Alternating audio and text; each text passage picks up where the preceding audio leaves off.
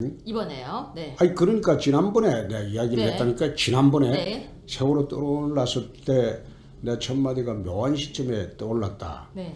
3년간 정치적으로 이용을 해 먹었으면 이제 그만해라. 네. 그만하고 떠오르는 시점도 내가 보니까 대선을 앞둔 시점에 묘한 시점에 떠올랐다. 네.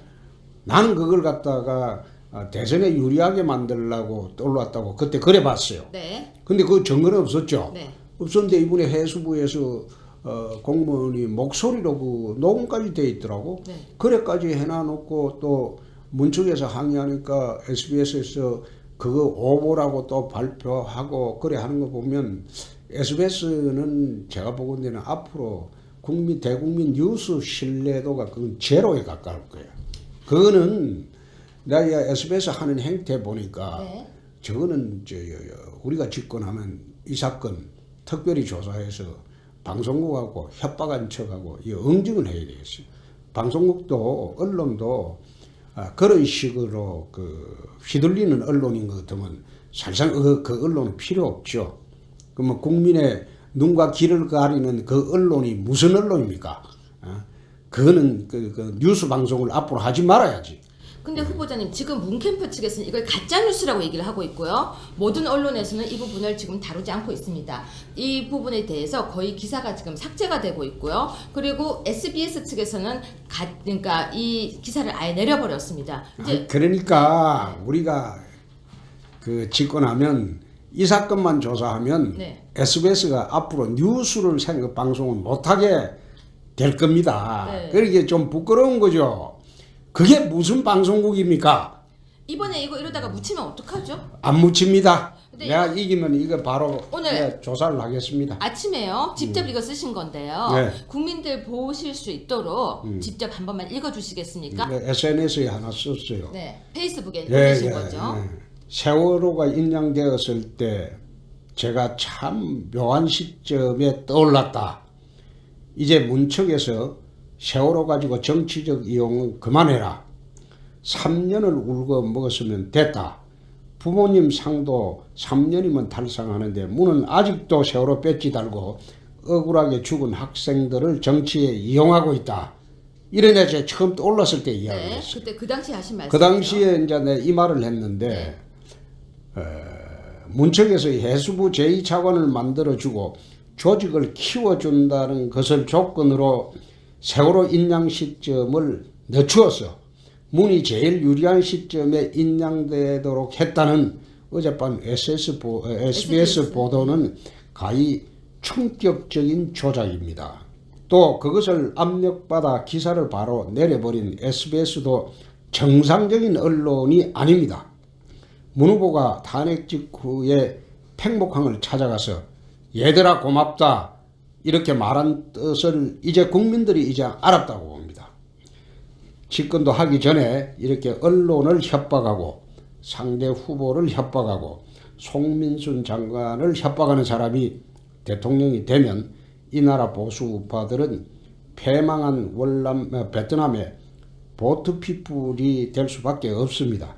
한국판 킬링필드를 회책하는 이들의 집권을 막기 위해 이제 국민 모두가 5월 9일 투표장으로 가서 홍준표를 찍어서 서민 대통령을 만들어야 할 것으로 봅니다. 홍준표를 찍어야 자유대한민국을 지킵니다. 내가 이렇게 페이스북에 썼어요. 저희 자유한국당은 이 부분 정확하게 계속 할 거죠? 예. 후보자님 힘내주셔야 돼요. 저 보수 괴멸되면 안 됩니다. 잘 다녀오세요. 네. 그 오보라고 또 발표하고 그래 하는 거 보면 SBS는 제가 보건대는 앞으로 대국민 뉴스 신뢰도가 그건 제로에 가까울 거예요. 그거는 내가 SBS 하는 행태 보니까 네. 저거는 우리가 집권하면 이 사건 특별히 조사해서 방송국하고 협박한 척하고 이 응징을 해야 되겠어요. 방송국도 언론도 그런 식으로 휘둘리는 언론인 것 같으면 사실상 그 언론은 필요 없죠. 그러면 국민의 눈과 귀를 가리는 그 언론이 무슨 언론입니까? 그거는 그 뉴스 방송을 앞으로 하지 말아야지. 근데 한 번만 읽어주시겠습니까? SNS에 하나 썼어요. 네. 페이스북에 올리신 거죠. 세월호가 인양되었을 때 제가 참 묘한 시점에 떠올랐다. 이제 문척에서 세월호 가지고 정치적 이용은 그만해라. 3년을 울고 먹었으면 됐다. 부모님 상도 3년이면 달성하는데 문은 아직도 세월호 배지 달고 억울하게 죽은 학생들을 정치에 이용하고 있다. 이런 데 제가 처음 떠올랐을 때 이야기를 네, 했어요. 그때 그 당시 하신 말씀. 그 당시에 이제 내가 이 말을 했는데 문척에서 해수부 제2차관을 만들어주고 조직을 키워준다는 이번에요. 네. 아니 그러니까 지난번에 내가 이야기를 네. 했다니까 지난번에 네. 세월호 떠올랐을 때 내 첫마디가 묘한 시점에 떠올랐다. 네. 3년간 정치적으로 이용을 해 먹었으면 이제 그만해라. 네. 그만하고 떠오르는 시점도 내가 보니까 대선을 앞둔 시점에 묘한 시점에 떠올랐다. 네. 나는 그걸 갖다가 대선에 유리하게 만들려고 떠올랐다고 그때 그래 봤어요. 네. 근데 그 증거는 없었죠. 네. 없었는데 이번에 해수부에서 공무원이 목소리로 그 녹음까지 돼 있더라고. 네. 그래까지 해놔놓고 또 문쪽에서 항의하니까 SBS에서 그거 후보자님, 지금 문캠프 측에서는 이걸 가짜뉴스라고 얘기를 하고 있고요. 모든 언론에서는 이 부분을 지금 다루지 않고 있습니다. 이 부분에 대해서 거의 기사가 지금 삭제가 되고 있고요. 그리고 SBS 측에서는 그러니까 이 기사를 아예 내려버렸습니다. 이제 그러니까 우리가 그 집권하면 이 사건만 조사하면 네. SBS가 앞으로 뉴스를 방송을 못하게 될 겁니다. 네. 그러게 좀 부끄러운 거죠. 그게 무슨 방송국입니까?